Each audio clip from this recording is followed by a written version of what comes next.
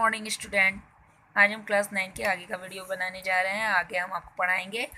आपको जो ये पीछे पढ़ाया गया था द फ्रेंच रेवोल्यूशन, ये आपका लेसन से कट हो चुका है, सिलेबस में नहीं है। इस सिलेबस में बस आपका 2 लेसन है, forest society and colonialism, specialist in the modern world. बस ये 2 लेसन आपके पूरे सिलेबस में, इस ईयर में बस आपको ये हिस्ट्री के 2 लेसन पढ़ने हैं। जियोग्राफी इकोनॉमिक्स के भी लेसन हम आपको आगे बता देंगे। इसमें बस आपको ये 2 लेसन पढ़ना है। तो आज हम आपको ये पढ़ाने जा रहे हैं forest society and colonialisms. Forest society and colonialisms, वन्य समाज और उपनिवेशवाद। Take a quick look around your school and home and identify all the things that come from the forest. The paper in the book you are reading, desks and table, door and windows, the dyes that color your cloth, spices in your food, the cellophane wrapper of your toffee, tendo leaf in bindis, gum, honey, coffee, tea and rubber. अपने school और घरों के चारों ओर नज़र दौड़ा के उन सभी वस्तुओं को पहचानो जो जंगल के हैं। इस किताब का कागज़, मेज, कुर्सियाँ, दरवाजे, खिड़की वे रंग जिनके आपके कपड़े भी रंगे जाते हैं। मसाले, आपकी टॉफ़ी के सेलफोन रैपर, बेड़ियों के ये तेंदुपत्ते, गोंद, शहद, कॉफ़ी, चाय और रबड़। Do not miss out the oil in the chocolate which come from salsicid, the tannin used to convert skin and hide into leather, or the herb and root used for medicinal purpose. साथ ही आपको बताया गया है कि साथ ही chocolate में इस्तेमाल होने वाले तेल जो साल के बीजों से निकलता है, खाद या चमड़ा बनाने में इस्तेमाल होने वाले चर्म सोदर टैनिन या दवाओं के रूप में इस्तेमाल होने वाले जड़ी बूटियाँ, इन सबको हमें नहीं भूलना चाहिए।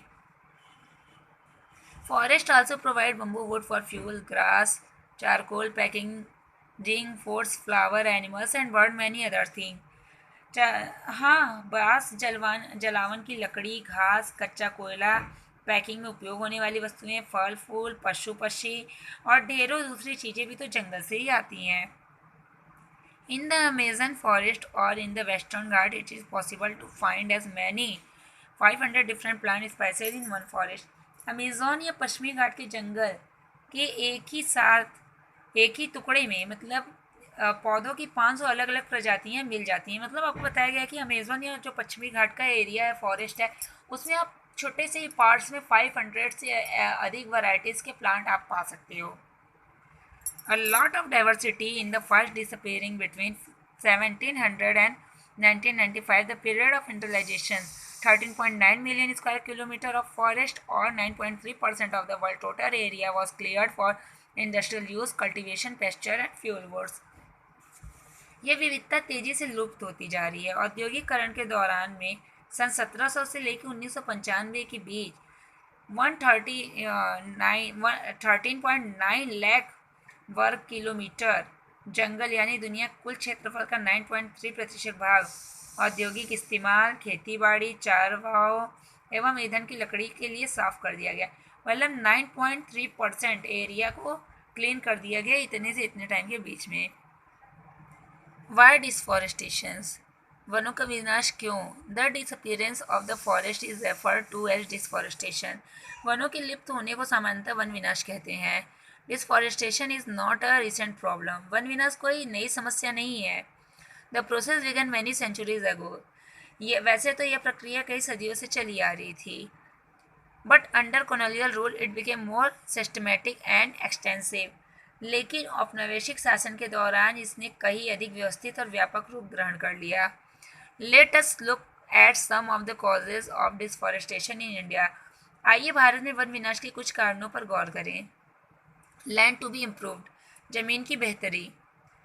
इन 1600 approximately 1/6 of India landmass was under cultivation। सन 1600 में हिंदुस्तान के कुल भूभाग के लगभग छठे हिस्से पर खेती होती थी। मतलब इंडिया का जितना जमीन है उसके 6 पार्ट पे बस खेती होती थी। Now the figure has gone up to about half. आज ये आंकड़ा बढ़कर आधे तक पहुंच गया है। मतलब 6 पार्ट्स पे खेती होती थी, आज क्या है, आज आधे पार्ट्स पे बस हो रहा है। As population increase over the centuries and the demand for food went up. इन सदियों के दौरान जैसे जैसे आबादी बढ़ती गई, खाद्य पदार्थों की मांग में भी वृद्धि हुई। Peasant extended the boundaries of cultivation, clearing forest and breaking new land। वैसे वैसे किसान भी जंगल को साफ करके खेती की सीमाओं को विस्तार देते गए। In the colonial period, cultivation expanded rapidly for a varieties of reasons. औपनिवेशिक काल में खेती में तेजी से फैलाव आए. First, the British directly encouraged the production of commercial crop like jute, sugar, wheat and cotton. पहले अंग्रेजों ने व्यावसायिक फसलें जैसे पटसन, गन्ना, गेहूं और कपास के उत्पादन को जमकर प्रोत्साहित किया. मतलब जिस चीज़ की उन्हें प्रोडक्शन की अधिक ज़रूरत थी वो उसे अधिक प्रमोट करते थे, प्रोत्साहित करते थे. The demand of these crops increased in the 19th century Europe, where food grains were needed to feed the growing urban population and raw material were required for industrial productions. 19वीं सदी के Europe में बढ़ती शहरी आबादी का पेट भरने के लिए खाद्यान्न और औद्योगिक उत्पादन के लिए कच्चे माल की ज़रूरत थी. मतलब वहाँ पे आबादी बढ़ रही थी यूरोप में, तो वहाँ पे क्या था, औद्योगिक उत्पादन और खाने की चीज़ों की ज़रूरत थी. लिहाजा इन फसलों की मांग में इजाफा हुआ. ये जो फसल है इनकी डिमांड में क्या हुआ, बढ़ने लगे. Second, in the earlier 19th century the colonial state thought the forest were unproductive. दूसरी वजह यह था कि 19वीं सदी की शुरुआत में औपनिवेशिक सरकार ने जंगल को अनुत्पादक साझा. They were constructed to be wilderness that had to be brought under cultivation so that the land could yield agricultural production and revenue and enhance the income of the state. So between 1880 and 1920 cultivated area rose by 6.7 million hectare. उनके हिसाब से यह व्यर्थ की बियाबान पर खेती करके उससे राजस्व और कृषि उत्पादों को पैदा किया जा सकता था. इस तरह राज्य की आय में बढ़ोतरी की जा सकती थी. यही वजह थी कि 1880 से लेकर 1920 के बीच में खेती योग्य जमीन के क्षेत्रफल में 67 लाख हेक्टेयर बढ़त हो गई. मतलब लोग क्या कर रहे थे, जंगल को काट के उसे क्या बना रहे थे, कल्टीवेटेड लैंड में चेंज कर रहे थे, क्योंकि पॉपुलेशन बढ़ रहा था. पॉपुलेशन के साथ डिमांड बढ़ रही थी, फूड ग्रेन्स की जो डिमांड थी वो बढ़ रही थी. तो इसी के कारण वहाँ पे जंगलों को नष्ट किया जाने लगा और जंगलों को अनकल्टिवेटेड मान के कि इससे ना टैक्स निकल रहा है ना कोई चीज़ आ रही है, तो टैक्स होगा तो इससे राज्य की आय में भी वृद्धि होगी. तो इसके लिए क्या है, स्टेट्स के इनकम में वृद्धि के कारण भी जंगलों को नष्ट किया जाने लगा. We always see the expansion of cultivation as a sign of progress, but we should not forget that for land to be brought under the plug, forest have to be cleared. खेती के विस्तार को हम विकास का सूचक मानते हैं, लेकिन हमें यह नहीं भूलना चाहिए कि जमीन को जोतने से पहले जंगलों की कटाई करनी पड़ती थी.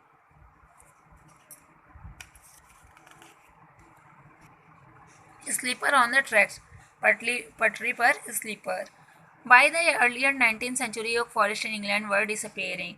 19वीं सदी की शुरुआत तक इंग्लैंड में बलूत के जंगल लुप्त होने लगे थे. This created a problem of timber supply for the Royal Navy. इसकी वजह से शाही नौसेना के लिए लकड़ी की आपूर्ति में मुश्किलें खड़ी हुई. How could English ship be built without a regular supply of strong and durable timber? मजबूत और टिकाऊ लकड़ी की नियमित आपूर्ति के बिना अंग्रेजी जहाज भला कैसे बन सकते थे. How could imperial power be protected and maintain without ship.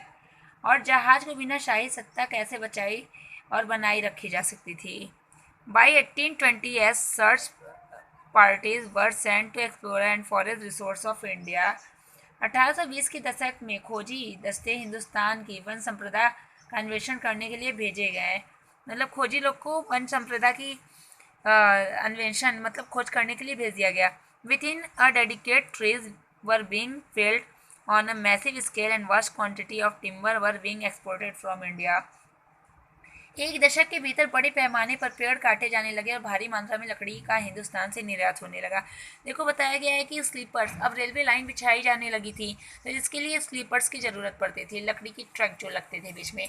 अब उसके लिए इंग्लैंड्स को एक अपनी सत्ता बनाए रखने के लिए कि दिखावे के लिए उसको लकड़ियों की ज़रूरत थी, तो इसलिए अब उसे वैसे लकड़ियाँ मिलती कहाँ से.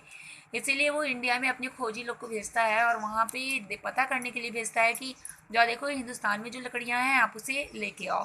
हिंदुस्तान में वो आके लकड़ियों के बारे में, एरियाज़ के बारे में पता करते हैं जो मजबूत और टिकाऊ लकड़ियाँ रहती हैं और वो भारी मात्रा में इंडिया से काट के उसका एक्सपोर्ट होने लगता है. आज के लिए इतना ही. अब नेक्स्ट वीडियो में हम आपको यहाँ से पढ़ाएंगे स्पीड और रेलवे फ्रॉम